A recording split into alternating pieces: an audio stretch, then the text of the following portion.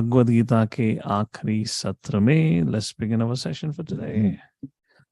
ओम अज्ञानतिमिरन्धस्य ज्ञानाञ्जनशलाकया चक्षुरुन्मिलितं येन तस्मै श्रीगुरवे नमः। नमः ॐ विष्णुपादाय कृष्णपृष्ठाय भूतले श्रीमते भक्ति वेदांत स्वामिनीति नामिने।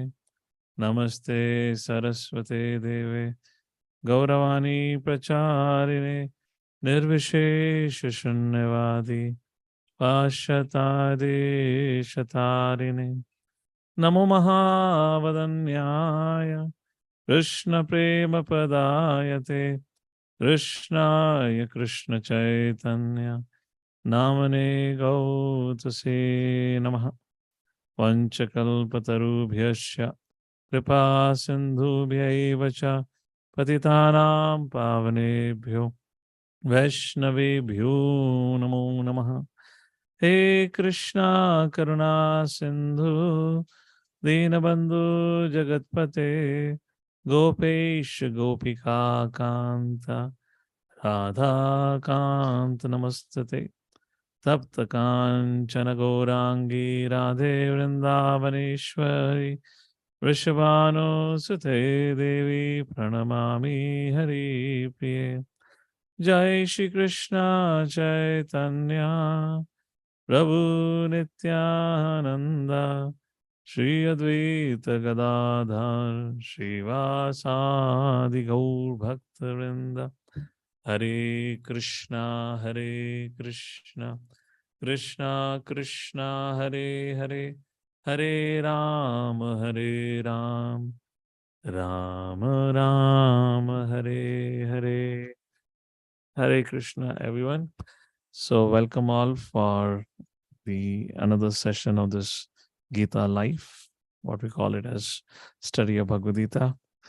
There are 18 chapters, 700 verses, and we're about to complete the 18th chapter and the 700 verses. We are on the last 16 verses of this Bhagavad Gita, like that. So ideally it was supposed to be over last week. We didn't do it. We kind of extended it because some devotees asked for extension so that an exam can be delayed by a week. So we kind of accommodated that. So 18th chapter in general is the summary of the overall discussion. Just like a good presentation involves having an introduction, setting a subject matter clear. What's the subject matter all about? Agenda points. Similarly, in Bhagavad Gita, second chapter sets the agenda where a brief is given of all the concepts which are discussed later on, or which would be discussed later on in Bhagavad Gita, like that. And then you go through your presentation talking about each subject matter that was part of your agenda. And once you're done discussing all the agendas, then you come to the conclusion. But before you come to the conclusion, we summarize, just to recap everyone, just to capture the attention of everyone, which means what all agendas you have discussed, you kind of revise all of them, give a summary of it, and then you come to conclusion. Similarly, up to 17th chapter, Lord Shri Krishna, whatever topics or subject matter he wished to discuss with us via Arjuna, because Krishna spoke this for us actually. So whatever Krishna wanted us to know through the medium of Arjuna, Krishna has spoken that until the 17th chapter. But before he comes to the conclusion, he gives a recap of all the subject matter that have been discussed in Bhagavad Gita. So from 18th chapter, verse number 1, effectively up to the verse number, if I say 60, the summarization of all the subject matter of Bhagavad Gita has been covered. From 61 onwards, Lord Shri Krishna begin to conclude. This is my understanding. This is what I'm sharing. It's not any acharya has written, but this is how I look at it. So if you think it makes sense, you can use this or look at Bhagavad Gita from this perspective. Hare Krishna. Just 1 second. My mouse disappeared. So we'll have a presentation here for all of you. And the presentation comes here. Okay. So surrender to the super soul is the discussion. So we have read this verses 61 to 63 last time. Let's do a quick recap of it and then we'll continue because this is a concluding session of the Bhagavad Gita where Lord Shri Krishna is himself concluding. So let's begin with it. So in the 61st verse, Krishna says, Arjuna, why to surrender unto me? Everyone should surrender to me. Why?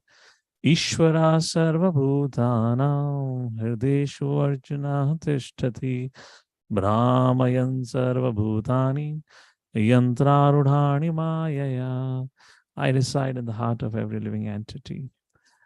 O Arjuna, and is directing the wanderings of all living entities who are seated as on a machine made of the material energy.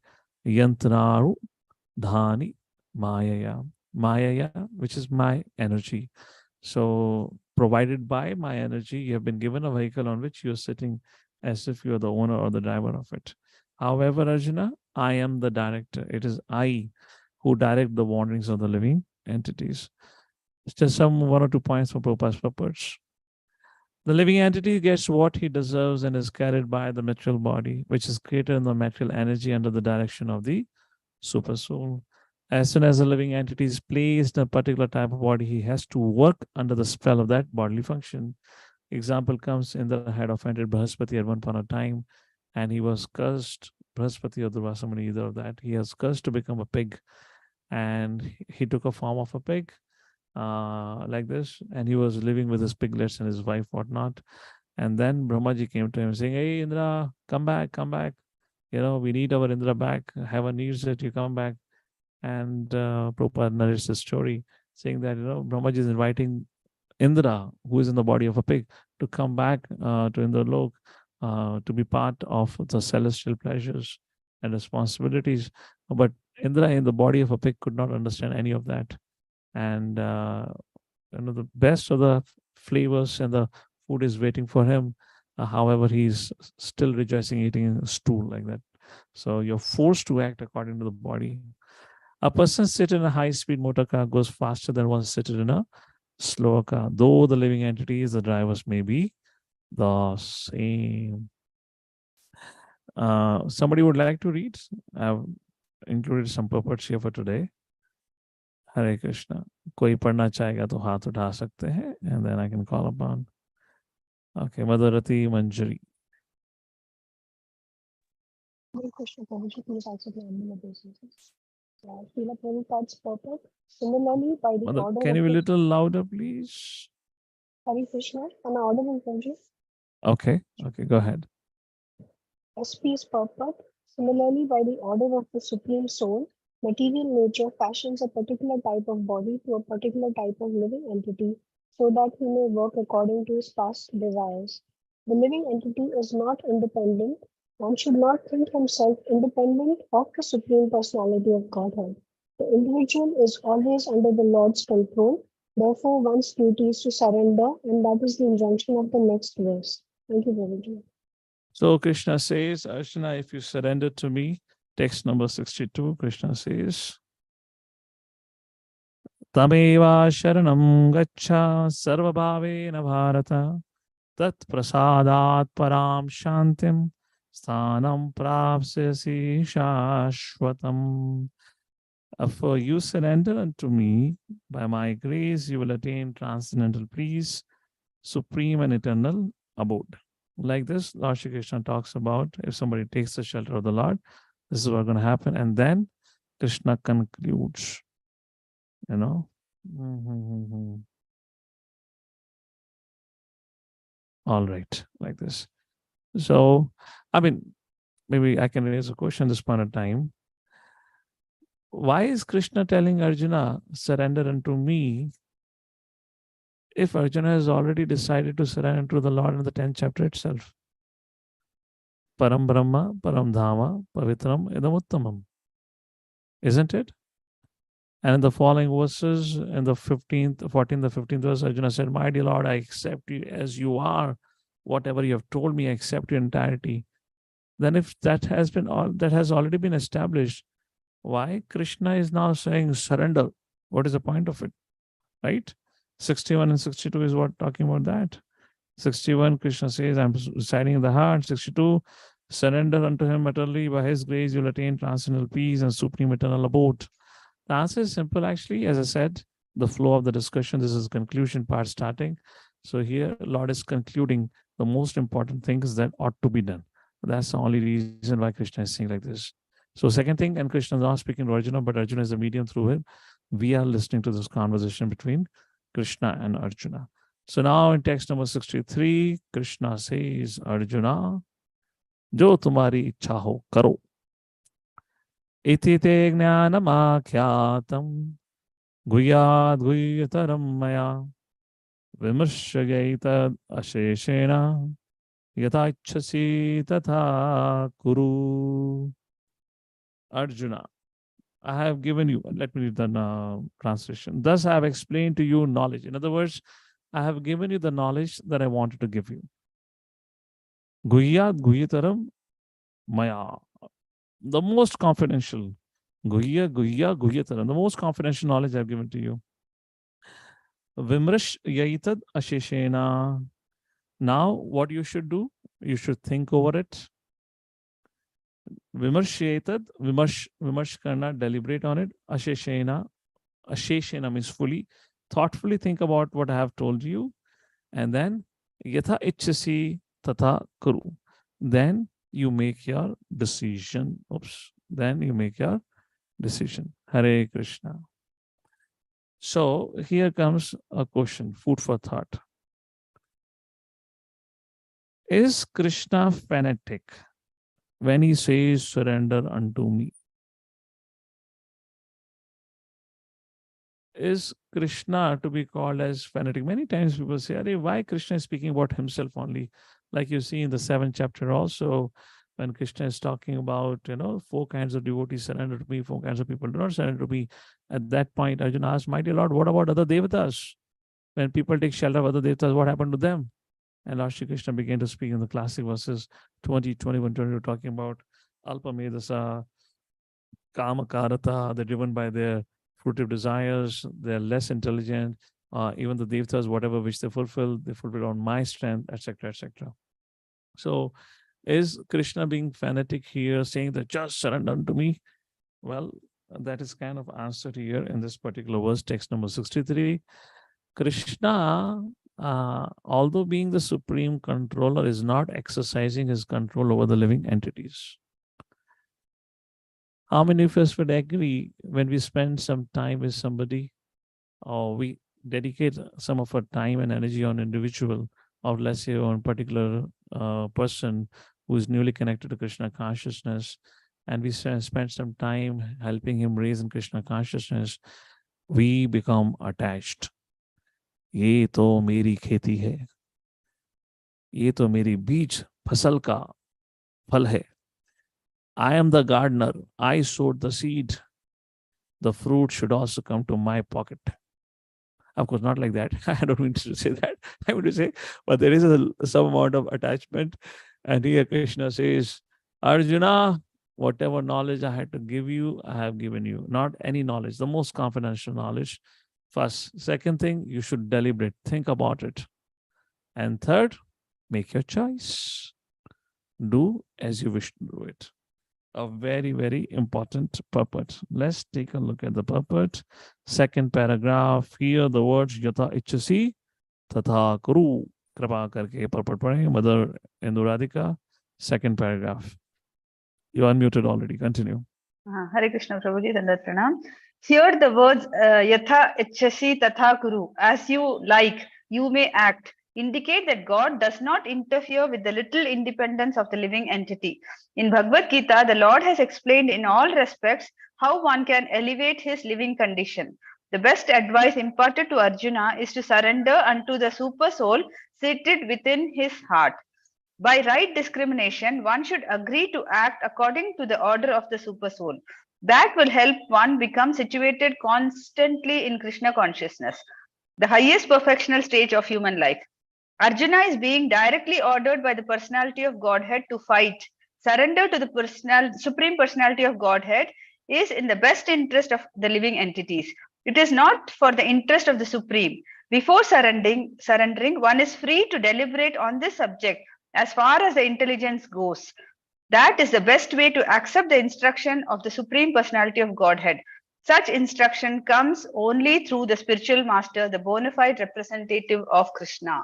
Comes also through the spiritual master. Yeah, sorry. So comes through also through the medium of spiritual master. Okay, let's take a look at it. So Lord Shri Krishna. Krishna is not for that reason attached. Free will. He has given the knowledge. Then he has invited the living entity to think about it. And then finally, Krishna says, well, you decide whatever you want to do about it. So that's the point here, where Krishna has given us an opportunity to think about it. Any idea why Krishna is giving us a free will to think? How many of you think, my dear Lord, take away my free will, just control me, set me free from this illusory energy, because you've given me a free will, therefore I keep making mistakes. Na rahega baas, na bajegi basuri, which means if there is no free will, there is no problem. So how many of you say that free will itself is a problem? Because of free will, we are struggling and suffering. And how many of you say, okay, my dear Lord, you take away the free will only, so that I'm happy. But Krishna is not doing so. So anyone would like to explain why Krishna is not doing so? Or why Krishna is not, or let's say why Krishna has given us a free will? He's telling Arjuna, okay, I've told you, I've taken care of you. Now you think about it, make a decision. And we are saying, Krishna, we ain't going to make a good decision. You only make a decision. Life will be more easier for us. Just control my senses. Let it not get distracted at all. Krishna can do that, but he's not doing that. Krishna can kill all the Kauravas, but he's not doing so. He's letting Arjuna do so. Why? All right, we have a couple of hands over here. Let's start with the younger one, Mother Maidini. Go ahead. What's your thoughts on this? Hare Krishna Prabhu. Prabhu, if the free will is taken away, it's like it's forced. And then Krishna actually wants our love, like he's telling Patram Krishna Pandran. So if he wants our love cannot be forced. It should be out of our will that we're trying to serve and please him. Yeah, I mean, but a sadhaka who is struggling, he's least bothered about the love at that point of time. He's only thinking, my dear Lord, bring my senses under control. You take my senses under your control. Hell with love. Love ko baad mein dekhenge. Pehle main to situate ho jaun properly. So what you're giving is a out of the book answer. Very nice. That's what Prabhupada writes. So totally correct answer, not denying that. Any other thoughts? Okay, Mother Manisha, go ahead. What's your take? Hare Krishna, Prabhuji, Krishna wants to see our endeavor also. Okay. So he has given us the free will. Otherwise, if it be luck, just like people in this country paying tax. So the tax is a compulsory thing, and now it is being forced. But if the Krishna also took away like the free will, so it will be forced, which is not include the so much feelings out of that. Okay. He wants us to see we sweat. We work hard for it. All right. Thank you. Madhav Kripa Prabhu, what's your story? Well, a little bit similar on the lines of Manisha Mataji. Krishna cannot be like an autocrat or a dictator. He cannot make people, lose their choice and then make them surrender onto him forcefully. That has to come through love, and the surrender has to flow through love and dedication. Okay. All right. Somehow I beg to differ from it, which correct. Let's hear from others. Shashwat Prabhu. Hare Krishna Prabhuji. So Yes. Krishna wants us to come back to Goloka, and for that purification is important. So unless we don't have free will, we engage our mind and senses deliberately in service of Krishna, we will not be purified. So purified. Okay. Venu Vadan Prabhuji. Unmute yourself. Yes. Prabhu, Dandavats Pranam. Dandavats. Prabhu, we are having a minute independence. So Lord Krishna is not interfere with that one. So he has given full knowledge, as you said, confidential knowledge to Arjuna. Through Arjuna, Okay. we got that knowledge. So we are having the free will. That means we are having that minute independence. Through that, we can change our mind to go to Golok Vrindavan, or we have to fall down, or decided by us. Okay. Quite close. Okay. Madanjana, your hand is up for answer or reading? Okay, Anvir? Yes. Hare Krishna Prabhuji, Dandavat Pranam. Yes. Actually, first of all, why are we here in this material world? We have to first address that. Why Krishna has sent us here? It is because of our envy towards him or past karma and Not very clear to me, Madanjana. hello. Yes. I'm not clear, Prabhuji. Okay. Better than before. Okay. I said that first of all, we have to see why are we here in this material world? Okay. Why Krishna has sent us here? Okay. We deserve to be here. That's why we are here. Now he wants us to go back home, back to Godhead. For Okay. that, if we, that means we have done something wrong. We are here, and now he instructs us how we can go back. Okay. So he cannot be, as he has said that I am not partial to anyone. He is Okay. Fine. partial to all. Then if he doesn't give us this free will, then all of us will go back to Godhead without any hard work, without putting in any effort. If he doesn't give, So because you have to most of deserve us, first, then you desire. then we have Make to yourself desire. Yes, qualified by doing some struggle. yes, Prabhuji. Srila Prabhupada, next instruction, text number 1, Vacho Vegam, Manasa Krodha Vegam, Jibha Vegam, Udara Pashta Vegam. In that particular shloka, Prabhupada writes, Supreme Personality Godhead controls the senses of a pure devotee. The senses in the mind of the pure devotee are completely under the direction of the Supreme Lord. No free will. It acts only for the pleasure of Lord. But here Krishna is saying, Arjuna, use your free will. My take is Krishna knows these rascals cannot be trusted. You know, if I don't give them a free will and I force them because they are suffering and struggling, they say, yes, Prabhu, you are my Prabhu, you know, you're worshipable. And once they come to my shelter, their problem is gone. They'll say, hey, who the hell are you? This spiritual world belongs to me. Get out from here.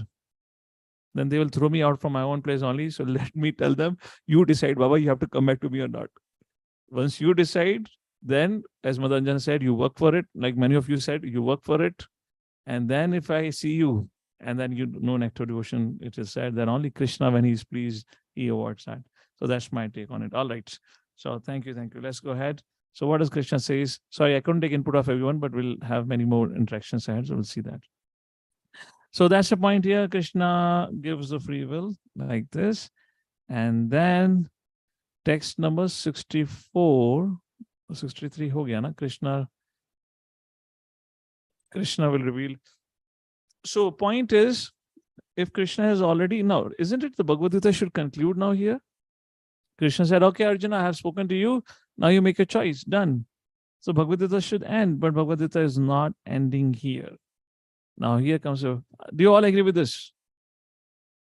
Thus concludes, I have completed my presentation. Now, if in case, you can think about it and make your choice. That's what Krishna is saying, but Krishna has not started speaking. Why has not started speaking? What is happening next? Very interesting set of verses from 64. In 64th verse, Krishna says, Arjuna, I care for you. Sarva guhya tamam bhuya shrinu me paramam vachaha. Kindly hear my paramam vacha. Ishto asi me dridam iti tato vakshyami te hitam. Sarva guhyatamam bhuya. The most confidential knowledge I'm about to tell you now. Please share. Because you are my dear friend, I am speaking to you my supreme instruction, the most confidential knowledge of all. Hear this from me, for it is for your benefit. How many times Krishna said in Bhagavad Gita, Paramam Vacha, I want to tell you the supreme instruction. And what is that supreme instruction? Text number 65. So Krishna said, Arjuna, I give you have the free will, you decide. But before you make a decision, please hear to me. I really care for you. I'm your well-wisher. And let me tell you my final advice to you. Now, this is the final, really the final advice, okay?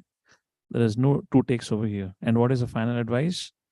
Manmana bhava madbhakto madhyaji mam namaskaro mame vaishyasi satyam te pratijane priyosi me. Arjuna, always think of me, become my devotee, worship me, offer your homage unto me. Thus you will come to me without fail. I promise you this because you are my dear friend. Any comments? What's happening here? How many find it amazing? Krishna said, Arjuna, so I have concluded speaking. Now you think about it and you decide. And then Krishna says, you are my very dear friend. Let me tell you the most important instruction, which I have not spoken so far. Text number 64, isn't it? Sarva guhya tamam bhuya, the most confidential. Shrunu me, kindly hear me attentively. Paramam vacha, I'm telling you about the highest instruction. Hear to me. And what is that? Manmana bhava madhvakto matiyaji maham namaskaro. Surrender unto me. Become my devotee. Worship me. Offer your homage unto me. What does it indicate? Any thoughts? Okay, Mother Vedavni. One more line answers everyone. Quickly, let's see what can you think of it. Yeah, Hare Krishna Prabhu, Dandat Pranam. So Krishna has already mentioned this, right? The 9th chapter, he's already mentioned it, Manmanava Madbhakto. But I think Krishna is very anxious. I have given Arjuna the free will to decide what he wants, but he's anxious that Arjuna should take the right decision, right? Which means Arjuna is a representative of all of us, right? Jivas. So Krishna is very anxious. He's given us the free will, but he wants us to take the right decision and come back to Godhead. That's why he comes in the form of avatars and all. Hare Krishna. Perfect. Mother Anadi and Shivantu, quick, one line answer. What's happening? What does it indicate to you? Like these indicate the importance of this instruction, like it is being repeated, and hence like this is right. the most easiest and the ultimate way to kind of make the life successful. And yeah, that's why Krishna is repeating these to kind of so that Arjuna keeps them in mind while making the decision, even though he's free to make. Thank you. Noted. Mother Jyoti and Deshdeepak Prabhu, go ahead. Hare Krishna, Prabhuji. Prabhuji, for me, I would say that this is the highest instruction that the jnanis should read. Like it clearly states that he is supreme personality of Godhead. He has a personal form and he has transcendental qualities. So after reading this also, if someone says that he's impersonal, is surprising. So for me, it indicates. That's good perspective. Fine. Mother Rati Manjri, what's your take? Always think of Krishna, never forget him. Always think of Krishna, never forget Krishna in every aspect of your life. So that's what Krishna wants us to do. Yes, Prabhu. Okay, thank you. Bye-bye. Sanat Rishi Prabhu. One more line answer, so we can take everyone inputs. Quick. Hare Krishna Dandat Pranam. So this shloka represent why actually Krishna spoke Bhagavad Gita. So he's saying, do your prescribed karma, but in devotion. That is what this. Perfect. Thank you. Madhav Kripa Prabhu. Oh, you got muted. Unmute. Yeah, go ahead. Unmute. Yes. Like a loving parent who loves to give free will, but at the same time tell what is best for his child. Okay, perfect. Very nice. Sorry, I lost the view. Where is Shashwat Prabhu? Hare Krishna Prabhuji. So in verse number 62, Krishna asked Arjuna to surrender. And through this verse, he is specifying what exactly is surrender. All right. Mother Kishori Rani, what do you take from it? He's more keen on having us go back to Godhead. That's the thing.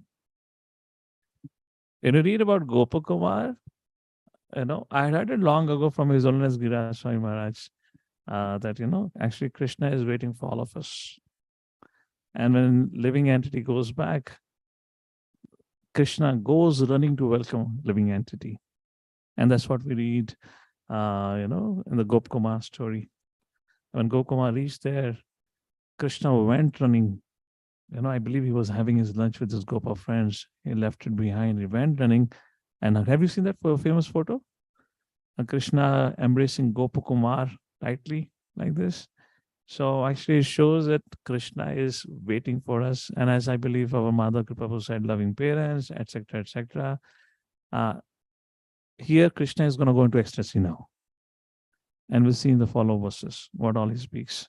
So this is how I take a look at it. So Krishna gave the point, Arjuna, you have a free will, but doesn't want to give any scope of any chance of missing the opportunity to go back home, back to Godhead. Even after reading complete Bhagavad Gita, somebody comes to another conclusion. Krishna doesn't want that. And it's so amazing. That's the reason I said, why Krishna said that I give you free will. Even despite making a statement that I give you free will, Krishna have yet concluded what you should do with your free will. They're rascals who still understand it differently.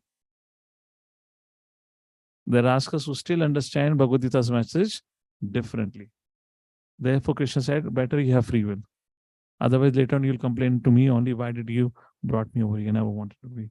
So that's the point. It's a very, very sweet verse here. And at this point of time, Vishnu Chakravarti Thakur says, when Arjuna heard this, Arjuna had a thought. He said, my dear Lord, what if I'm not ready? What if I'm not ready to, engage my mind and think about you 24/7? What can I do then? That brings us to the next shloka. Oh, 1 second, please. Where is my presentation? Yeah. So before we go into that, I have marked something from the purport. Let's take a look. Somebody would like to read the purport? Can please start reading. You can unmute yourself. Please read the purport of this 18.65, which is there on the screen. The most confidential part of knowledge is that one should become a pure devotee of Krishna and always think of him and act for him. One should not become an official meditator. Life should be so molded that one will always have the chance to think of Krishna. One should always act in such a way that all his daily activities are in connection with Krishna. He should arrange his life in such a way that throughout the 24 hours, he cannot but think of Krishna. And the Lord's promise is that anyone who is in such pure Krishna consciousness will certainly return to the abode of Krishna, where he will be engaged in the association of Krishna face to face. This most confidential part of knowledge is spoken to Arjuna because he is the dear friend of Krishna. Everyone who follows the path of Arjuna can become a dear friend to Krishna and obtain the same perfection as Arjuna. These words stress that one should concentrate. Yeah, this is okay. Yeah. So at this point in time, Arjuna pondered, but Lord, what if I'm not ready? Then Krishna says, all right. And now comes the next verse. If you're not ready to really think about me 24/7, then just take my shelter. Sarvadharma parityajya mamekam sharanam vraja. Aham tvam sarvapapebhyo mokshashami ma sucha. Abandon all varieties of religion, just surrender to me. I shall deliver you from all sinful reaction. Do not fear. What does it mean? What does it mean? All of you, please lower down your hands so that, I know who's going to raise hand for this question. So now Krishna says the ultimate instruction is Man manabhavat bhaktu madhyaji mam namaskaru. Always think of me, render service to me, worship me, etc., etc. Arjuna thought, my dear Lord, I'm not ready for it. Krishna says, all right. Then you surrender to me. Sarvadharman prityaja mamekam sharanam vraja. What does it mean? Okay, Mother Medhavani, one line answer. Give up dharma, artha, kama, moksha, all kinds of liberation, and just surrender to me for and get Krishna. Okay, Mother Chintamani. Unmute. What does it mean? Krishna Prabhuji, Yes. he's saying that give up kula dharma, all types of dharma that you have come to know, and just surrender unto me and do what I am telling you, become my nimitta matra. Yeah, so you precisely, surrender means to follow instructions. All right, Arjuna, you're not ready to be at the stage of reciprocating with me in that sense of love. No problem. Then follow my instructions. And as Mother Chintamani is saying, give up the kula dharma, etc., etc., because it all started with dharma. Arjuna's the opening statement of Bhagavad Gita, or his confusion started because of dharma. That's what he says. What is it? Karpanya dosho pahata sabhava prachami tvam dharma samud chetaha. My dear Lord, I'm bewildered about my dharma. What is dharma? He was faced with making a choice between two dharma, Kshatriya dharma and a Kula dharma. He was a Kshatriya, so he had to punish the aggressors. And Kula dharma means he had to protect his kula, his family lineage. Just like when Gandharvas had defeated Kauravas, including Duryodhan, and Duryodhan was kind of arrested and was being taken away from planet Earth. That time Yudhishthira Maharaj was approached by, they were all in Vanvas. Yudhishthira Maharaj was approached by some of the, what do you call as, servants of Duryodhan. And they went and told Yudhishthira Maharaj, we need your help. Our king has been abducted by Gandharvas and Yakshas, etc. And then Yudhishthira said, yes, I should definitely send and help. And he called for Bhima and Arjun. Bhima said, hey, why should I go? What we were supposed to do, somebody else did it. It's a time for rejoicing. Why should I go? And then Yudhishthira said, for outside people, we are 105 brothers. But when it comes to our conflict, then we can say 105. But for outsiders, we're 105. So that's how Arjuna was confused. Kula Dharma, I should be actually protecting my family lineage. Or should I protect my Dharma of, protecting the innocent? So Sarva Dharman Pratyaja. So which means Arjuna, Yudhyasva Vigataha Jara. Get up and fight. So follow my instructions. That's the point here. Okay, let's go back to the presentation here. What's next? Yeah. So if you see what is the final teaching of Bhagavad Gita, the final teaching of Bhagavad Gita is essential teachings of Bhagavad Gita, text number 65. One should serve him manmana in full conviction and not concern himself with any other dharma. One need only serve Krishna, as Krishna undoubtedly tends to all the needs of his surrendered devotees. And how to surrender is mentioned in text number 66. Sarvadharman Pratyaja. Give up everything, all kind of affiliations, all kind of duties or dharmas. Just follow my instruction. So the final essential teachings, if we want to kind of come to the conclusion now, is Krishna has just completed speaking the Bhagavad Gita. What now should be done with the jewels of transcendent knowledge just spoken by Krishna? So now Krishna has concluded. So, okay. Sarvadharman Parityaja Mam Ekam Sharanam Vraja, that's the end of Bhagavad Gita. So question arises now, what next? So what can we do with the pulse of wisdom that we have received or Arjuna have received? Question arises, should this wisdom of Bhagavad Gita be kept secretly or should be distributed widely? If it should be distributed, then who is qualified to receive them? What result comes to one who hears it, studies it, or one who preaches Lord Shri Krishna's message? That is the final section of our 18th chapter or of the Bhagavad Gita, the end result. Text number 67. So, who is eligible or not eligible? That's what Krishna is going to discuss here. So, first of all, who is eligible? Text number 67. Idante na tapaskaya na bhaktaya kadachan na cha shushrushave vacham na cha mam yo abhyasuyati. This confidential knowledge may never be explained to those who are not austere or devoted or engaged in devotional service, not one who is envious of me. In other words, who is eligible to understand Bhagavad Gita or hear Bhagavad Gita is one who is austere, who is devoted, engaged in devotional service, and who is non-envious of Lord Sri Krishna. Very beautiful purport. We can read out those last few purports are very nice. In fact, all the purports are good. Okay. Mother Manish, your hand is up. If it is for reading, you can read the purports. 67th verse. Hare Krishna. Purport. Persons who have not undergone the austerities of the religious process, who have never attempted devotional service in Krishna consciousness, who have not tended a pure devotee, and especially those who are conscious of Krishna only as a historical personality, or who are envious of the greatness of Krishna, should not be told this most confidential part of knowledge. It is, however, sometimes found that even demoniac persons who are envious of Krishna, worshipping Krishna in a different way, take to the profession of explaining Bhagavad Gita in a different way to make business. But anyone who desires actually to understand Krishna must avoid such commentaries on Bhagavad Gita. Actually, the purpose of Bhagavad Gita is not understandable to those who are sensuous. Even if one is not sensuous but is strictly following the disciplines enjoined in the Vedic scripture, if he is not a devotee, he also cannot understand Krishna. And even when one possesses himself as a devotee of Krishna but is not engaged in Krishna conscious activity, he also cannot understand Krishna. There are many persons who envy Krishna because he has explained in Bhagavad Gita that he is the supreme and that nothing is above him or equal to him. There are many persons who are envious of Krishna. Such persons should not be told of Bhagavad Gita, for they cannot understand. There is no possibility of faithless persons understanding Bhagavad Gita and Krishna. Without understanding Krishna from the authority of a pure devotee, one should not try to comment upon Bhagavad Gita.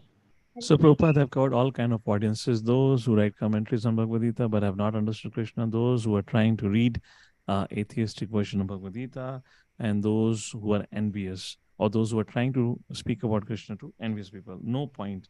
Unless a person is austere, devoted, engaged in bhakti, and non-envious of Lord, cannot cannot be the recipient of this knowledge. So whom it should be told, text number 68, to devotees. या इदं परमं गुह्यं मद्भक्तेषु अभिधास्यति भक्तिमयि परां कृत्वा मामेवैष्यति असंशया. For one who explains the supreme secret of the devotees, pure devotional service is guaranteed, and at the end he will come back to me. A question for all of you, just a food for thought. Why Krishna is saying, do not speak about me to the envious people? Do not speak this knowledge to envious people. Why Krishna is to say like this? My dear Lord, it's something similar to what Yudhishthira Maharaj Naraduni. Is Lord partial to devotees and non-devotees? Seems to be Lord protects devotees and kills non-devotees. So Krishna is saying, do not speak about this knowledge of Bhagavad Gita to envious. Is Lord being partial here? Why is he saying like this? Chaitanya Bhagavan Prabhu. Prabhu, Dandavat Pranam, Hare Krishna. Prabhu, it probably is still loving that, but he has got a concern that because of the envy, he may commit further offense and he may be further away. Still he is loving, but because of that position. Okay, very nice. Would commit offenses and would walk away further. Okay, very nice. Anything else? Anadi Anshuman Prabhu. Same point. Mother Chintamani. Hare Krishna Prabhu, envious people, it is very difficult to make them understand. They are very stubborn in their opinion. So even if we try to make them understand, they will not understand. And in the process, they may blaspheme and create more offenses for themselves and glide down further. Okay, correct. Mother Rati Manjri, you raised your hand just now? Something different? Probably you should not waste time on such people. Huh? You should not waste time on such envious people. Okay, so Krishna is saying, yeah, don't waste time, useless people. Okay, Mother Sandeep Prabhu. Krishna, they might also take us down. They might also take us down. Okay. Mother Midhavani, you have also hand for answer or was reading? Okay, that's okay. So actually, you just look at similar. I mean, we would also not like to share, our confidential things with envious people, because if in case you have done something good and great, you don't want it to be known to envious people because the envy increases. It doesn't help. They become more envious. Imagine if Krishna had to speak this knowledge to Duryodhan. I mean, Duryodhan would have never decided to go away to the forest, but while hearing this knowledge, he would walk away from the forest. बोला बहुत हो गया, बेइज्जती कर दी मेरी, अपना गुणगान करने में लगे हैं मेरे होते हुए. He would have felt offended like that. So as you all said, the new person will commit more further offenses and cannot really understand it. So Krishna is saying, do not. So whom to speak to? Speak only to devotees. Now, if we have to speak only to devotees, then why are we going on the street and doing book distribution? That's a question. I'm going to come onto it in a short while. Let's take a look Ahead. Prabhuji, I have one more question. Like, how do we understand who are envious? Yes. Just let's park this question. We'll come back to it, huh? Text number 68, purport. Somebody would like to read the purport? Madam Medavni, go ahead. Prabhupada ki jai. Generally, it is advised that Bhagavad Gita be discussed amongst the devotees only. For those who are not devotees will understand neither Krishna nor Bhagavad Gita. Those who do not accept Krishna as he is and Bhagavad Gita as it is should not try to explain Bhagavad Gita whimsically and become offenders. Bhagavad Gita should be explained to persons who are ready to accept Krishna as the Supreme Personality of Godhead. It is a subject matter for the devotees only and not for philosophical speculators. Anyone, however, who tries sincerely to present Bhagavad Gita as it is will advance in devotional activities and reach the pure devotional state of life. As a result of such pure devotion, he is sure to go back home, back to Godhead. Thank you, Prabhu. Pranams. And very important verse, the next verse, where Lord Shri Krishna says, he says, who is the dearmost person to me? Na chatasma manusyeshu kashin me priyakratamaha bhavita na chame tasmad anya priyataro vi. There's no servant in this world more dear to me than he. Now will there even ever be one more dear? Who is Krishna speaking about? The one who is speaking Krishna Katha, who is distributing Krishna Katha or sharing to others. Text number 70. Adhyeshyate cha ya imam dharmayam samvadamavyaho jnana yagnena tenaham ishtasyamiti me matihi. And I declare that he who studies the sacred conversation of ours worship me by his intelligence. Text number 71. So this was about the one who speaks. He worships me by his intelligence. What about Shrota? Those who hear? Shraddhavan anasuyascha shunyadapi yonaraha so api mukta shubhalokan prapnuyat punya karmanam. And one who listens with faith without envy becomes free from sinful reactions and attains to the auspicious planets where the pious dwells.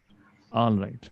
So, my question to all of you here, it seems like Lord Shri Krishna is saying to whom this message should be shared, who is eligible, one who is austere, who is devoted, engaged in bhakti, and who is non-envious. But in our daily course of action, we hold so many public programs, we do so much book distribution. When we're doing book distribution on the street, we don't know who is envious or non-envious. We hold public programs, all kind of audience comes. And therefore, I believe one devotee had a doubt. How do we know who's non-envious? So are we doing right or wrong? Krishna says, don't do it. But we so confidently go out on the streets and distribute book.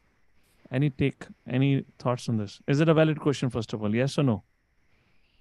Krishna is saying, don't do it. And we are doing it. If it's a valid question, then what's your thought onto it? Chaitanya Bhagwan Prabhu, your hand is up. Go ahead. Prabhu, it is because when a lot of people are coming, it is a screening test, basically, who are positive. Very, very faint. Can you speak up loudly? Yeah, Prabhu, this is when a bigger program we go. This is a screening test because still now we are not knowing who is. Just to know them, if we invite them, then definitely who are positive, then pick them up to groom, and then who are negative. Okay.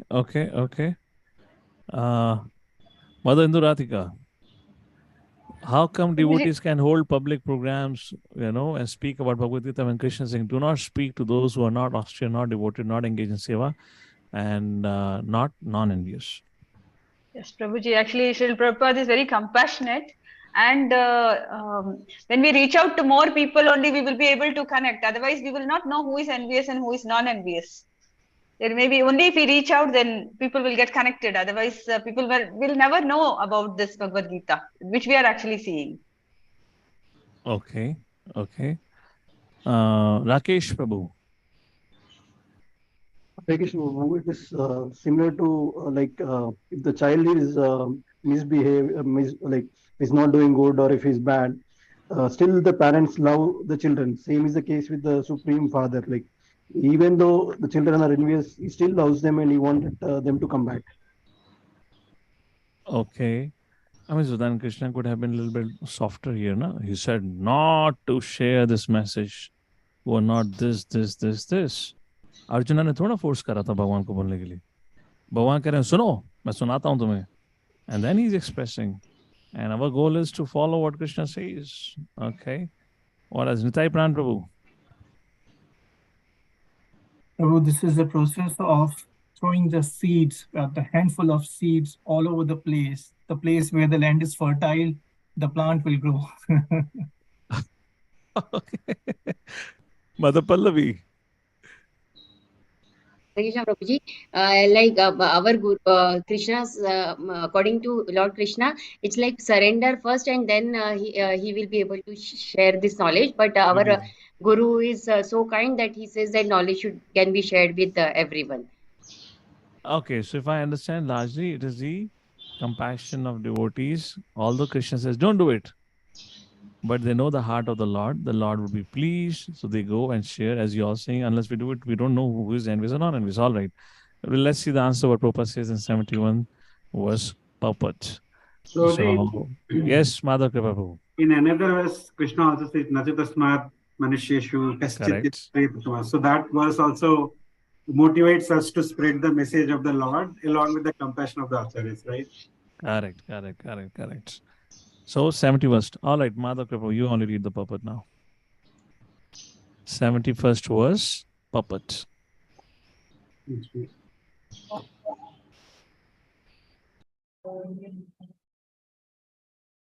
My browser got closed to opening. Okay, if it's okay, otherwise I'll ask somebody else. No, I'll just read it. Yeah.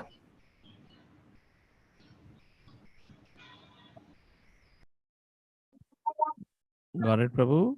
Yes, Prabhu. And one who listens with faith and without envy becomes free from sinful reactions and attains to the auspicious planets where the pious dwell. So that's the translation. In the 67th verse of this chapter, Lord explicitly forbade the Gitas being spoken to those who are envious of the Lord. In other words, Bhagavad Gita is for the devotees only. But it so happens that sometimes a devotee of the Lord will hold open class. And in that class, not all the students are expected to be devotees. Why do such persons hold open class? It is explained here that although not everyone is a devotee, still there are many men who are not envious of Krishna. They have faith in him as the Supreme Personality of Godhead.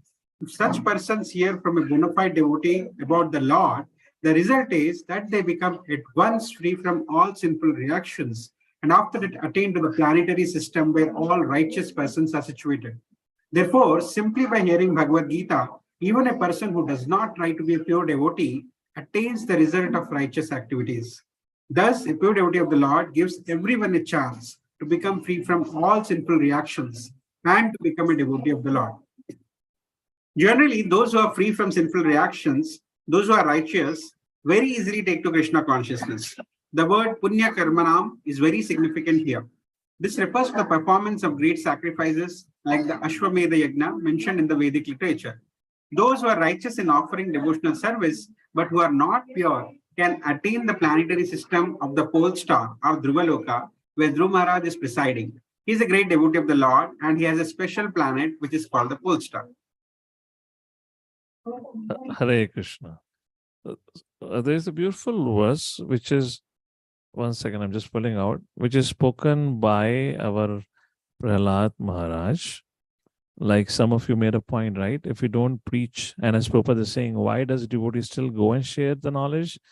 Because with a faith, if they get a chance to hear from a bona fide devotee, then they'll be freed from envy. Very, very beautiful, important verse from Srimad Bhagavatam. Swasti yastu vishwasya khalaha prasidata dhyayantu bhutani shivam mitho dhiya manashabhadram bhajadada doksaje aveshatam no matarve ahetuki. 5th canto, 18th chapter, verse number 9, where Prahlad Maharaj is saying, may there be good fortune throughout the universe. May all envious persons be pacified. How would they be pacified? May all living entities become calm by practicing bhakti yoga. So unless they take to Krishna consciousness, they cannot become free from envy. And therefore, devotees go out and preach, spread the message. ISKCON, in true sense, is the real United Nations because it brings people together of all races, all backgrounds. For by accepting devotional service, they will think of each other's welfare. Therefore, let us all engage in the service of the Supreme Transcendence, Lord Shri Krishna, and always remain absorbed in thoughts of Him. That's the point here. Okay. Text number, ये हो गया. Text number 72. Krishna asks Arjuna. So, have you heard me attentively now? Kacchidetu shrutum partha tvai gagrina chetasa kachit ajnana sammoha parananastaste dhananjaya. O son of Pratha, O conquer wealth, have you heard this with an attentive mind? And your ignorance and illusions are dispelled. Have you become free of it? Nitai Pranpu, read the purport. Purport of text number 72. Yes. Hare Krishna. Lord was acting as the spiritual master of Arjuna. Therefore, it was his duty to inquire from Arjuna whether he understood the whole Bhagavad Gita in the proper perspective. If not, the Lord was ready to re-explain any point or the whole Bhagavad Gita if so required. Actually, anyone who hears Bhagavad Gita from a bona fide spiritual master like Krishna or his representative will find that his ignorance is dispelled. Bhagavad Gita is not an ordinary book written by a poet or a fiction writer. It is spoken by the Supreme Personality of Godhead. Any person fortunate enough to hear these teachings from Krishna or from his bona fide spiritual representative is sure to become a liberated person and get out of the darkness of ignorance. Hare Krishna. And that is what Arjuna is going to say. He's going to speak now. And after, it's a question asked by Krishna. So Arjuna, as your ignorance and illusion, Ajnana Samoha, has been destroyed? So now Arjuna has to answer. And Arjuna says very classic verse. Arjuna vacha nashtamoha smrite lavda tvat prasadan mayachuta sito vasmi gata sandeha karishye vachanam tavaha. Nashto means nashajana, moha, ignorance, smriti, labdha. Smriti means remembrance, memory. Labdha, labh, which means regained. Smriti labdha means regaining of memory. Tvat prasadan maya achyute, by your grace. Tvat means you, prasadan, mercy. Maya achyuta. Maya achyuta means by me, O infallible Lord. Sthito gata sandeha, therefore I have become situated. Gata sandeha, gata means jana, gati. Sandeha, sandeha means doubt. Therefore I am now situated in knowledge, being freed from the doubts. I asked you, my dear Lord, you remember? Karpanna dosha prahata svabhava prachami tvam dharma samudha chetaha. Samudha chetaha, my mind has been bewildered, my intelligence has been bewildered. Now by your words, Nashtamoha smriti labdha, I have regained my memory. I had lost my memory. Samudha chetaha smriti labdha, I have regained my memory. How? Tvat prasadan mayachyuta sito asmi gata sandeha, all my doubts have been dispelled. How? Karishe vachanam tava. Tava means you, vachanam means order of speech. Karishe vachanam tava. Karishe means I will perform. What I will do, vachanam tava, whatever you ask me to do, I will follow your order. That is what Arjuna says here. Reading the last paragraph, the 10th or the 12th last line, or the last paragraph. The Supreme Personality Godhead can even give himself to the devotee. One who does not know him is under the spell of illusion. He does not become a devotee, but a servitor of Maya. Arjuna, however, after hearing Bhagavad Gita from the Supreme Personality Godhead, became free from all illusion. He could understand that Krishna was not only his friend, but the Supreme Personality of Godhead, and he understood Krishna factually. So, to study Bhagavad Gita is to understand Krishna factually. When a person is in full knowledge, he naturally understood Krishna. When Arjuna understood that it was Krishna's plan to reduce the unnecessary increase of population, he agreed to fight according to Krishna's desire. He again took up his weapons, his arrows and bows to fight under the order of the Supreme Personality of Godhead. So, just to come before reaching the conclusion, a quick recap of what we just discussed. So, who is eligible? one who performs austerity, non-envious, etc. And what is the result of preaching Bhagavad Gita? Devotional service is guaranteed. At the end of life, the devotee goes back to Krishna and he becomes the DMO servant of Krishna. And what is the advantage or effect of studying and listening to Bhagavad Gita? One who studies and speaks about Krishna worships Krishna by his intelligence. And one who hears about Krishna Katha becomes free from sinful reactions and advances. And therefore, after hearing from Krishna, Karishe Vachanam Tava, Arjuna says, I am firmly fixed and shall follow your instruction. So here says Nashtamoha. What does Nashtamoha means? Nashtamoha means my illusion is dispelled, Smritilabdha, I have regained my memory. So let's go by one. Nashto Moha, my illusion is dispelled. So my illusion, my illusion means I was thinking I am the body. So that has been destroyed. Smritilabdha, I have regained my memory in terms of, which means what is my relationship with you. Stito asmi gata sandhya, I am now firm and free from doubt. And karishya vachanatama, I am prepared to act according to your instruction, like this. So this teaches us something very important. Any lesson can you draw from this particular words or this conclusion of Arjuna? Arjuna is concluding here. This is the last statement by Arjuna. Any conclusion would you like to draw?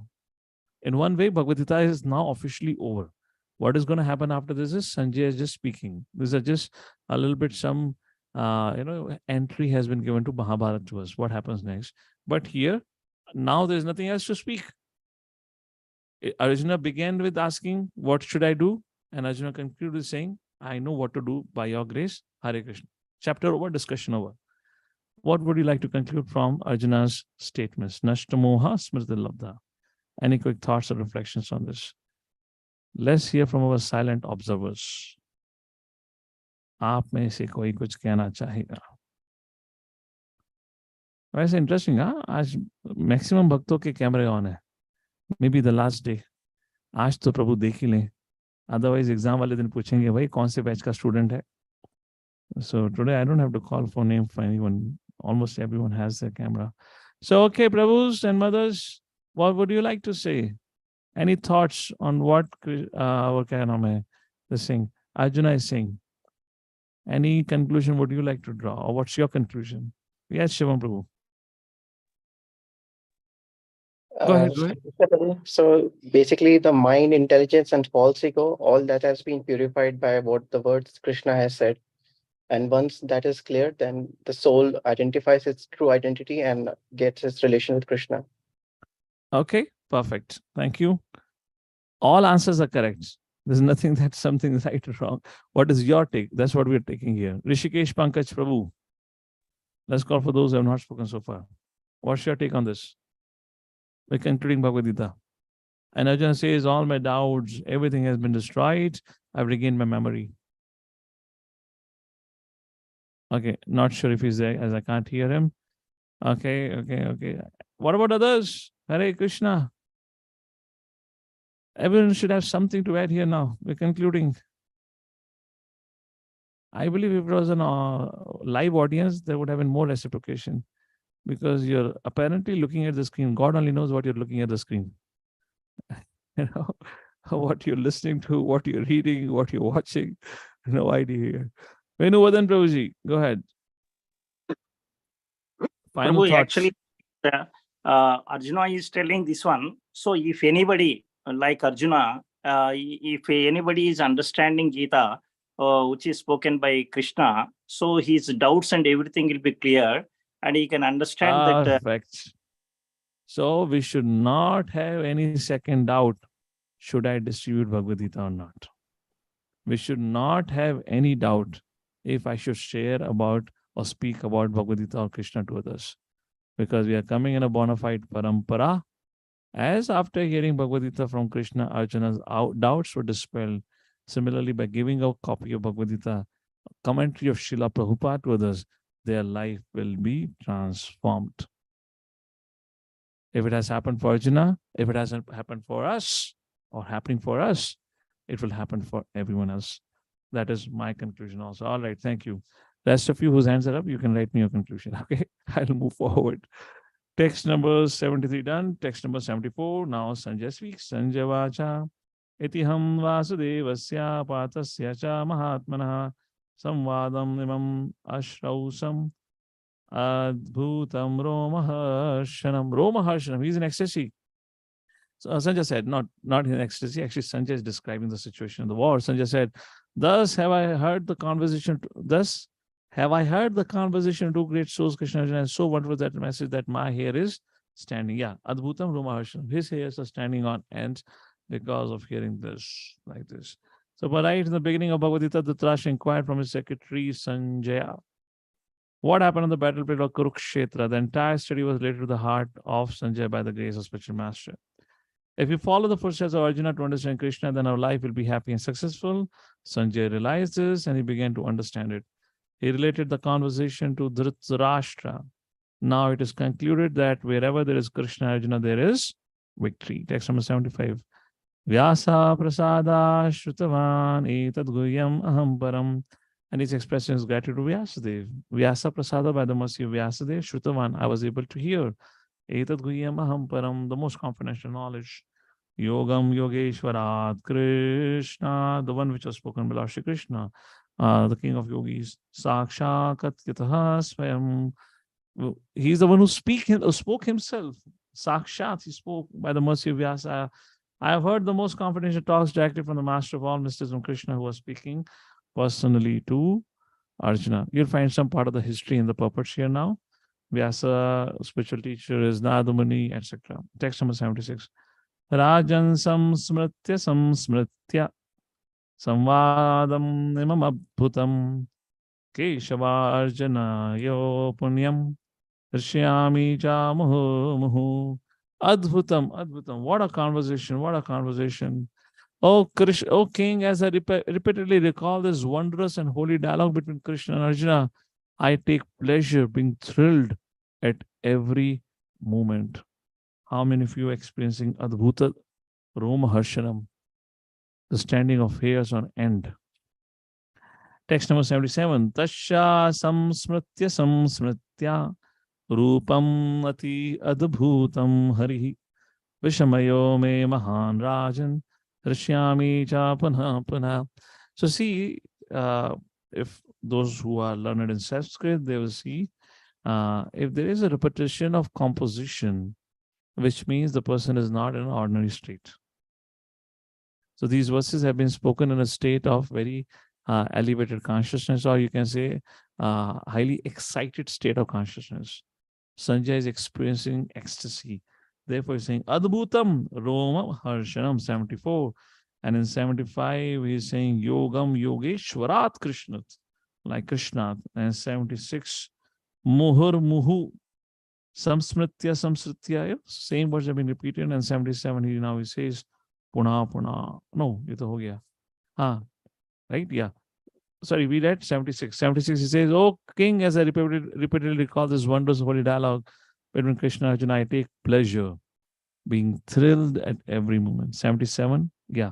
Samsritya, remembering Rupam Adbhutam Harihi, Vishamayo me Mahan Rajan. O King, as I remember the wonderful form of Lord Krishna, I am struck with wonder more and more, and I rejoice again and again. Puppet. Anyone would like to read the puppet? If you are not able to give the answer, no problem. You can read it out. Rishikesh Pankaj Prabhu. You are not audible, Prabhu. Hare Krishna. Hari Prabhu. Still not audible. Okay, Prasad Prabhu, go ahead. Yes, Prabhu. It appears that Sanjay has also, by the grace of Vyasa, could see the universal form Krishna exhibited to Arjuna. It is, of course, said that Lord Krishna had never exhibited such form before. It was exhibited to Arjuna only. Yet, some great devotee could also see the universal form of Krishna when it was shown to Arjuna, and Vyas was one of them. he is one of the great devotees of the Lord. He is and he is considered to be the to be powerful incarnation of Krishna. Vyas disclosed this to his disciple Sanjay, who remembered that wonderful form of Krishna exhibited to Arjun and enjoyed it repeatedly. So far, Krishna spoke his Paramam Vacha. Now, Sanjay would speak his Paramam Vacha. That is text number 78.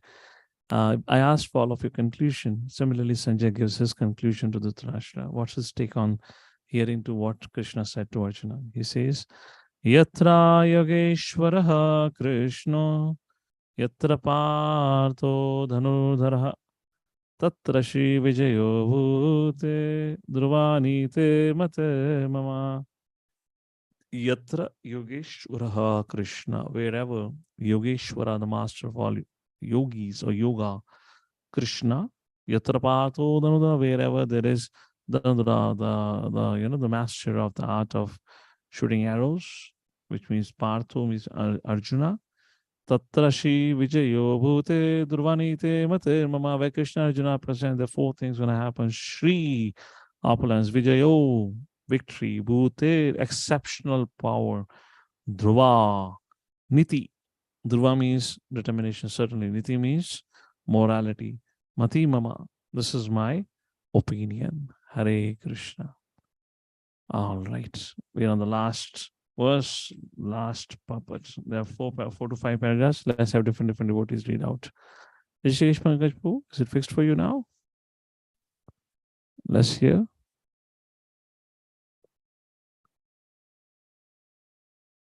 Okay, sorry, can't hear you still. Till the time you fix it. Ramesh Prabhu, go ahead. Hare Krishna Prabhu. The Bhagavad Gita begins with an inquiry of the Dhritarashtra's. He was hopefully of the victory of his sons, assisted by great warriors like Bhishma, Drona, and Karna. He was hopeful that the victory would be on his side. But after describing the scene on the battlefield, Sanjaya told the king, "You are thinking of victory, but my opinion is that where Krishna and Arjuna are present, there will be all good fortune." He directly confirmed that Dhritarashtra could not expect victory for his side. Victory was certain for the side of Arjuna because Krishna was there. Krishna's acceptance of the post of charioteer for Arjuna was an exhibition of another opulence. Krishna is full of all opulences, and renunciation is one of them. There are many instances of such renunciations, for Krishna is also the master of renunciation. Thank you. Mother Tarani Gopika. Next paragraph. The fight was actually between Duryodhana and Yudhishthir. Arjuna was fighting on behalf of his elder brother Yudhishthir. Because Krishna and Arjuna were on the side of Yudhishthir, Yudhishthir's victory was certain. The battle was to decide who would rule the world, and Sanjay predicted that the power would be transferred to Yudhishthir. It is also predicted here that Yudhishthir, after gaining victory in this battle, would flourish more and more because not only was he righteous and pious, but he was also a strict moralist. He never spoke a lie during his life. Thank you. Mother Vasana. Hare Krishna Prabhu. Yes. There are many less intelligent persons who take the Bhagavad Gita to be a discussion of topic between two friends on the battlefield. But such a book cannot be scripture. So many protest that Krishna incited Arjuna to fight, which is immoral. But the reality of situation is clearly stated. Bhagavad Gita is the supreme instruction in morality. The supreme instruction of morality is stated in the 9th chapter, in the 34th verse.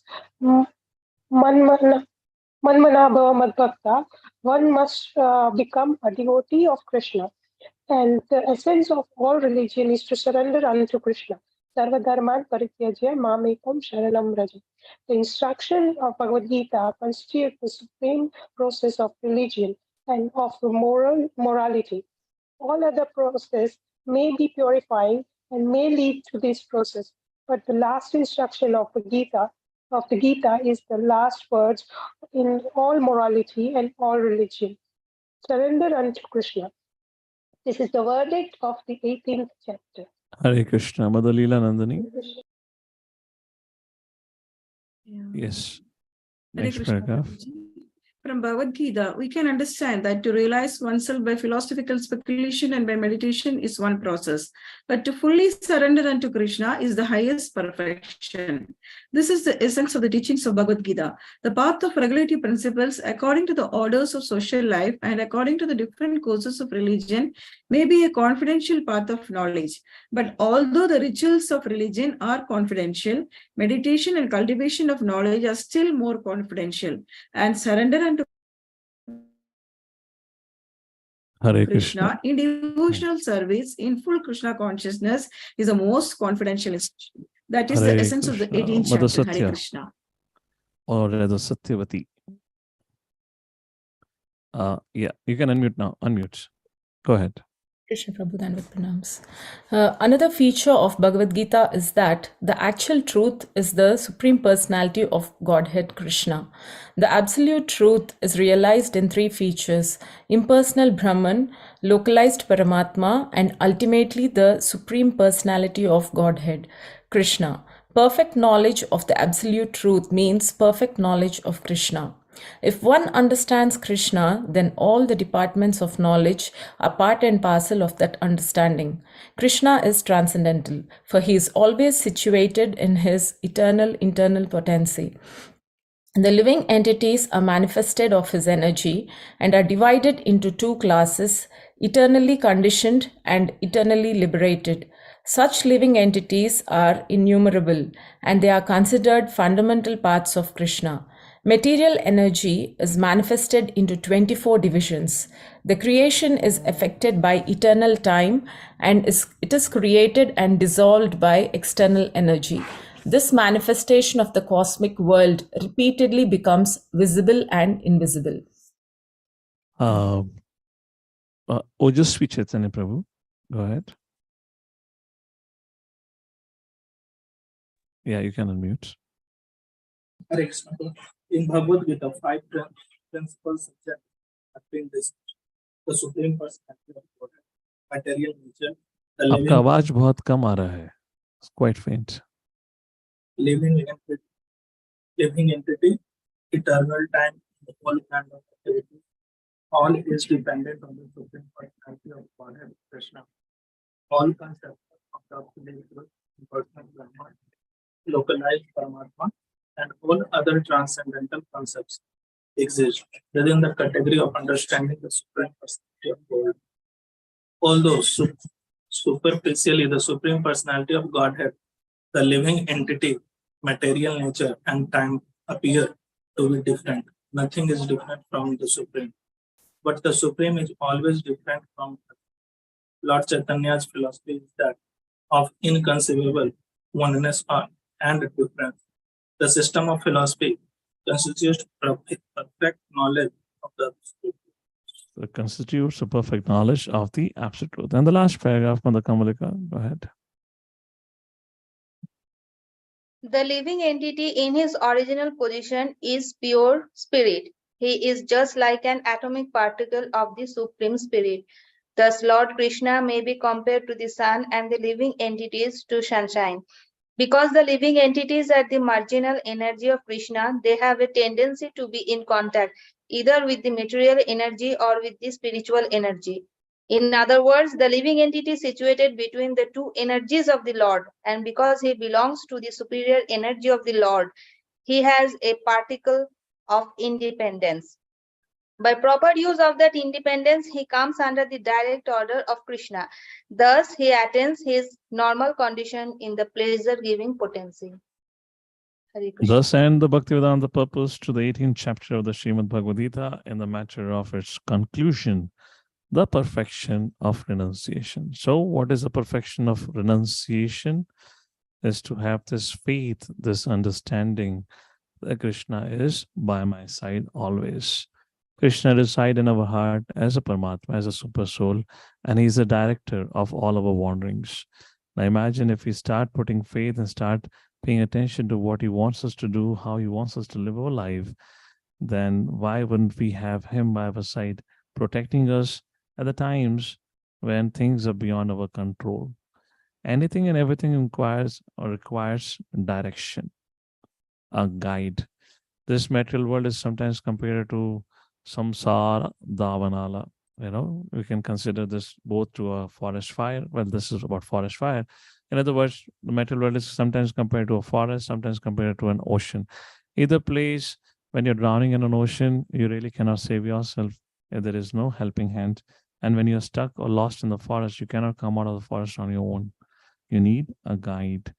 And that guide is nowhere but within all of us as Paramatma. The message of Bhagavad Gita helps us reconnect and live our life according to the teaching, so that slowly and gradually we can understand the super soul within our heart, and we can start living our life according to that instruction. Well, it ain't going to happen so easily. Therefore, Paramatma manifests himself as Chaitya Guru, a bona fide representative. For all of us, we had Srila Prabhupada, we have Srila Prabhupada and Srila Prabhupada's followers, who for most of us are acting on the role of spiritual master.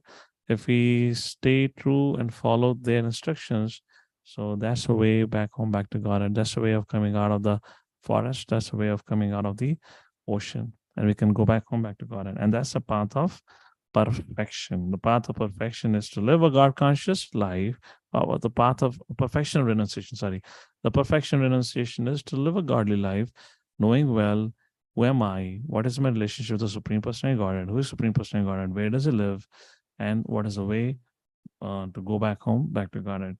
With this, we come to the conclusion of our Bhagavad Gita as it is. His divine grace is Bhaktivedanta Swami Srila Prabhupada ki jai. Srimad Bhagavad Gita ki jai. So, all right. For all your sincere efforts for studying Bhagavad Gita, you'll be awarded with 2 hours of exam, which would happen soon. I believe some dates must have been announced. And also, to make your study more thoughtful, Karishe Vacha, before that, you have to think. Krishna said, you should think. So you're given time to think and write your OBA. So next week is the deadline. I believe we had announced it 2 months before.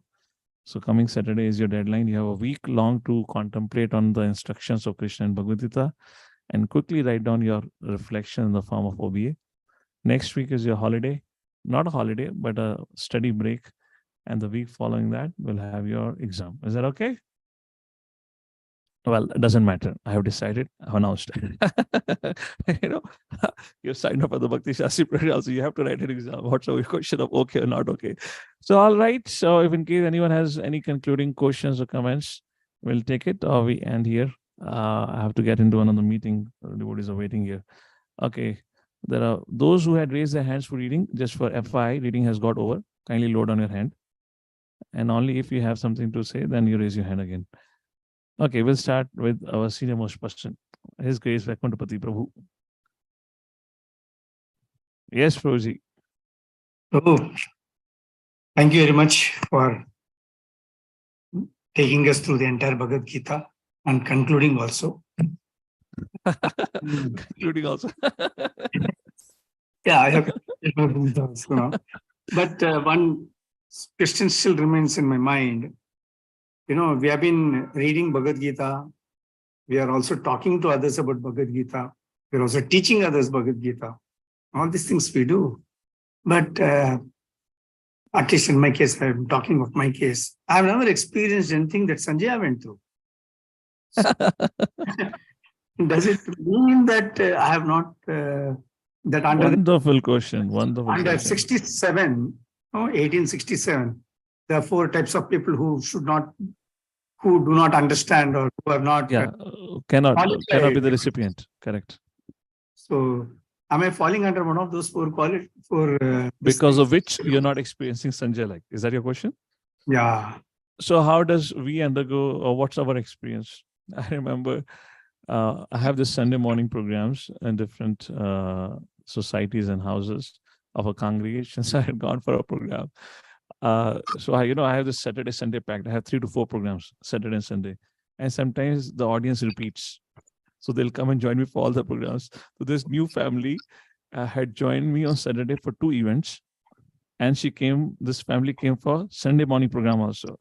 So I saw this family and they had a grown-up girl also for the first time. So when Sunday morning program ended, I asked the audience, any questions? So then this young girl, a college girl, she came to me. She said, I have a question. I said, okay, yeah, please go ahead. What's your question? I asked her what you do and all that. She said she lives in a nearby society and she's studying in a college. So I said, yeah, what's your question? She said, I have a question. You don't get bored by speaking about the same subject matter again and again. For her, it was an overdosage of third Bhagavad Gita class in 2 days.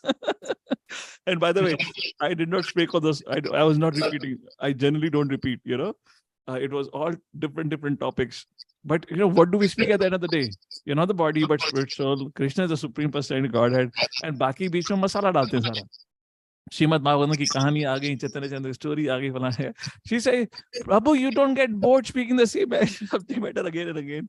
So the reason I shared this point over here is, if in case we are relishing it, in case we like studying with devotees, if in case we like discussing and speaking about Bhagavad Gita, at our level of purification, our level, I believe that's our ecstasy. That's our, Roma Harshana. That's our rising of hairs like that. Is that okay? So may not be exactly like Sanjaya, but we have our own different degrees of ecstasy. Yeah, I mean, at our stage, that's our degree of ecstasy. Roma Harshan would also happen. That's that's described. That happens. The stages happens, and now Sanjaya, for him, he directly heard from Krishna. He saw, not only heard, he saw also, and everything. He had a vision actually, so he's fully absorbed. You can say he is a pure devotee of the Lord. He's a student of Vyasadeva. So for him to have that, that's just not something surprising. But how are we experiencing? We are experiencing because we love to talk about Krishna. We love to talk about Bhagavad Gita. That is Roma Harshan for us. Okay. All right. Okay, Mother Chintamani. Yes. Yeah. Sorry, go ahead. Unmute. Hi Krishna Prabhuji, I wanted to know about the CB. I told you that I'll be traveling on 22nd July and would not be in a position to sit for the CB. So you said we will discuss. Yeah, you can write it with the Hindi batch. Hindi batch is a little going slowly. Tomorrow I have not yet completed 14th chapter.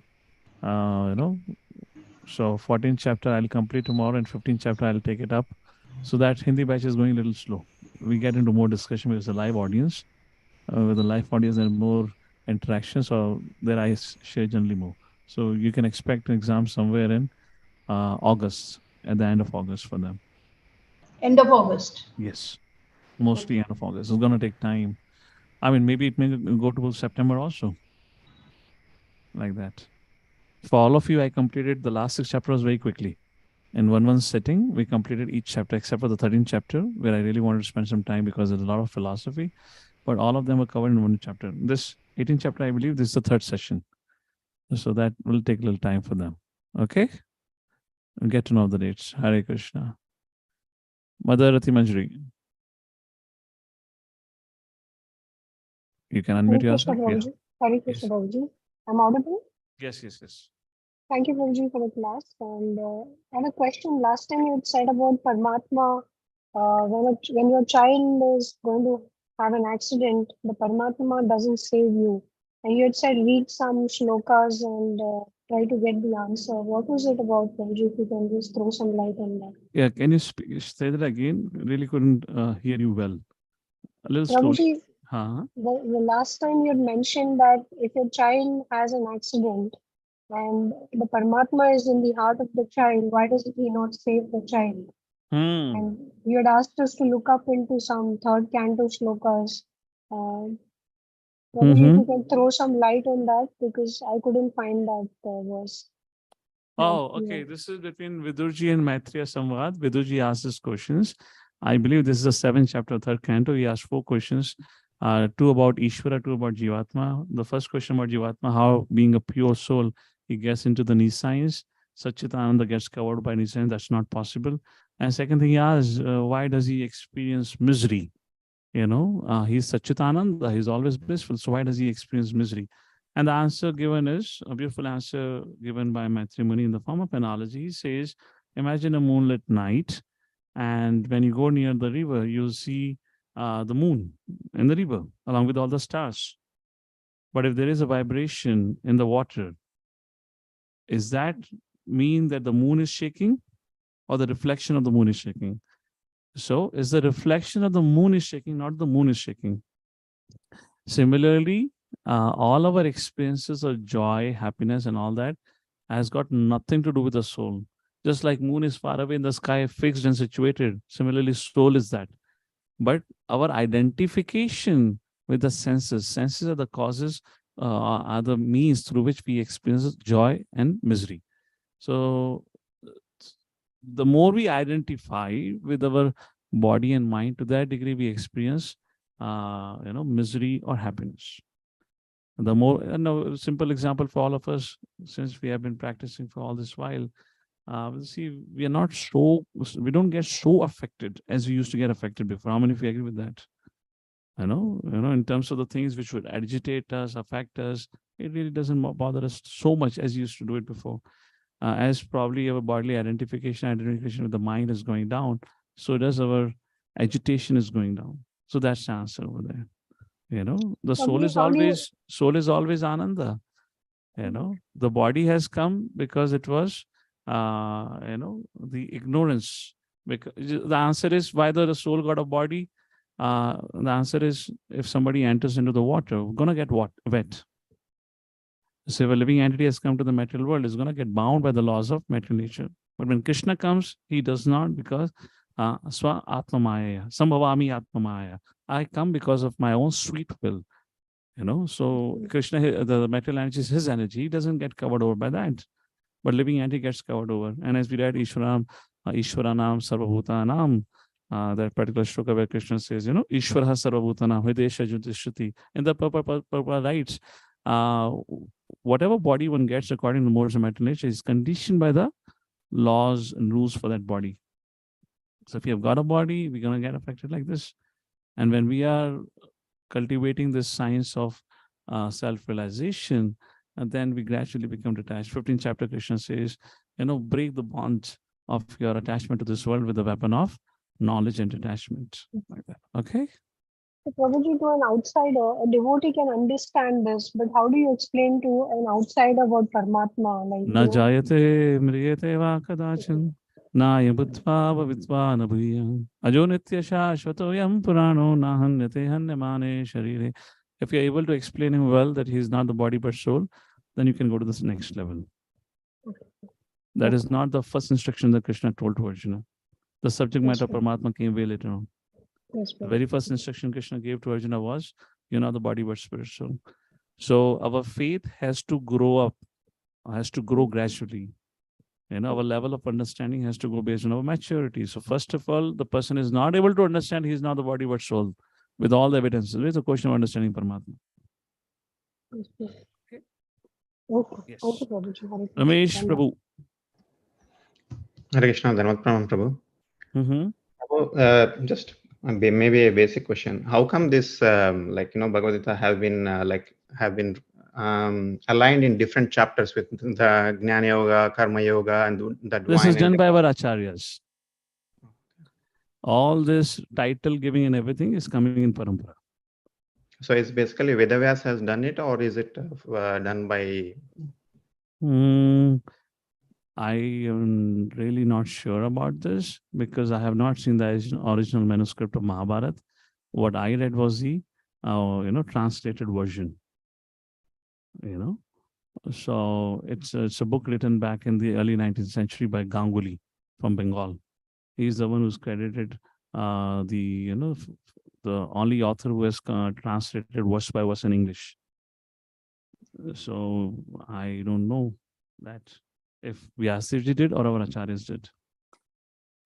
But definitely acharyas have definitely contributed in that. Titles and this karma jnana, this is all acharyas talk in their commentaries like that. This thing. Vyasdev have included the conversation. All further explanations are given by our acharyas for that. Thank you. Yes. Okay, Mother Medhavni and Mother Anjana, the last two. Yes, go ahead. Prabhuji, I go after Mother Anjana. I have a couple of questions to ask. Mother, go ahead. I have to go for meeting now. The devotees have been waiting for half an Okay, hour. fine. Then let me ask now only. Okay. So, Prabhu, so my first question is that, like, it is an extension to what Rati Manjari Mataji asked, like, for which you explained. Okay, fine. I'll not ask a question. Okay, my first question is, due to a constraint of time, I'll reserve it for next class. So my first question for today is, you said you will share the references on the varnas, the qualities of the varnas. So if you can share that reference and we can read about it and then come back to you on any queries, Prabhu. Oh, that you will find, we're talking about Varna, right? We're talking about Varna. Yeah. Yeah, this is in 3rd canto, 6th chapter, and last 10 verses. Okay, then you'll find the thing, you can read that section. Okay, Prabhu. And secondly, Karishye Vachanam Tava that we read today. Karishye Vachanam Tava is a second class devotee, right? A second class devotee just follows instructions of the spiritual master to the word, right? But it is said, like, for example, I've heard in a class where, Prabhupada in his last stages, he said like this, that means Tamal Krishna Maharaj alone understood that, switch off the fan, like that. So is it, how do we know, like, as bhaktas, whether we serve a spiritual master or whether we are at the stage of serving our spiritual master only, if we want to exceed the expectations of the spiritual master, right, then sometimes when we do it, it backfires, right? Then it is like it goes haywire. And, while the desire is there to exceed the expectations of the spiritual master, to serve him more than what he has just told us, because that is second class. If you want to advance to become a first class devotee or a follower of the spiritual master, then what is the best way to do it so that the Prabhupada spiritual said, master is not use your intelligence. So it backfires, Prabhu. That's why I'm asking. Yeah, I mean, the point is use your intelligence, which means if it is backfiring, our intelligence is not yet grown up. Ultimately, we all have to use our intelligence.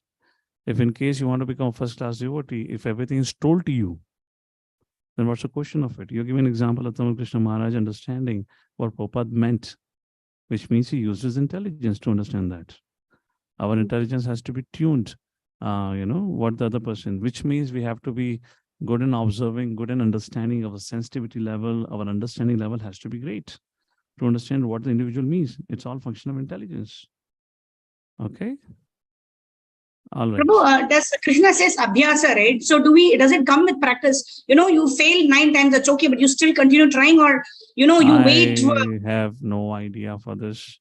I would speak theoretically for this. I would say this question is more appropriate for, let's say, some servants or some, our sannyasis.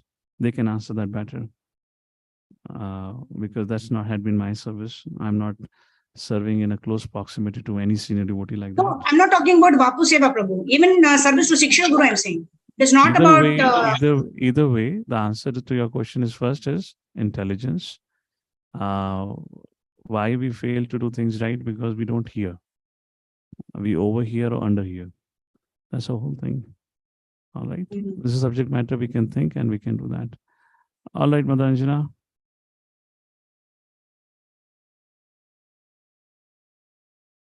Quick.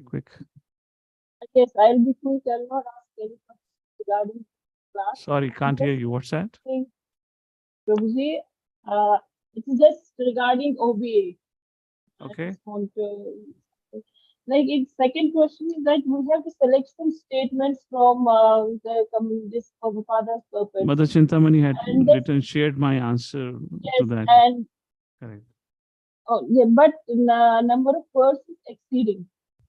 So we have to. So I had answered this question before. To summarize that, it is not that you have to quote everything. You quote few statements and then you elaborate on that. And it is not that you have to include every statement. You can include handful of that. 2-3 statements we can have so that we can write the answer. But statements in itself is part of the question only, Prabhuji. That's what I'm saying. Because in order to explain, we just need to connect it to the aspects of mood and mission of Prabhupada. So we have to explain that in our words. Correct. Slightly, if the word limit goes slightly beyond the prescribed one, we should be allowed, please, Prabhuji. What's the last thing? Word limit may exceed. Our answers may exceed, like it is 500 words only. So, I mean, you can go up to 600 words. Yes, Prabhuji. That's okay. 600, That 100 words are okay, but do not go too much overboard, all right? Okay, Prabhuji. No, it's 700 to 800 words. That is a limit. We can go up to 800 words. That's a limit. 800 words. Yeah. 700 to 800. Yes. Okay. Hare Krishna, you, Prabhuji. Hare Krishna, Prabhuji. Dandavat Pranam. Thank you so much for the wonderful class once again, and for the entire series of wonderful classes. Two things. One, you shared that the abbreviations or the acronyms for each of the chapters were shared by his guest Sutapa Prabhu, or maybe correct. Swami Maharaj. So is there a kind of a notes on Bhagavad Gita, or kind of a summary of Bhagavad Gita which Maharaj has written or compiled? There is a book, I can share that. Not a book, but his acronym thing. I have it. I'll send it on the group. I'll give it to Mother Medhavni. She can share with all of you. That will be helpful. Where he has acronym, and then he gives a one paragraph for each acronym. Like why the acronym and kind of what's Hey, it? Nitai Pran Prabhu, are you there? You would have it. I'll have to search for it otherwise. Nitai Pran Prabhu, is he there? Mother Medhavni, just connect with Mother Taruni Gopika. You would have that handy? Yes, Prabhu. We should be able to share. Yeah, share on the group, okay? Sure, Prabhu. The London devotees will have it easily. You can send it. All right, Anadin Okay, Prabhu. Prabhu. And second point, Prabhu, in case you think it will be useful, so next week, can we have a short class wherein we kind of summarize the key points for all the chapters, maybe for the last unit at least, or if you think for the whole Bhagavad Gita as well? Whatever this request can be sent to me on the WhatsApp. I'll think over it. Really can't promise, but think over it. If your time works out, we'll see of it. What exactly has to be done for that, okay?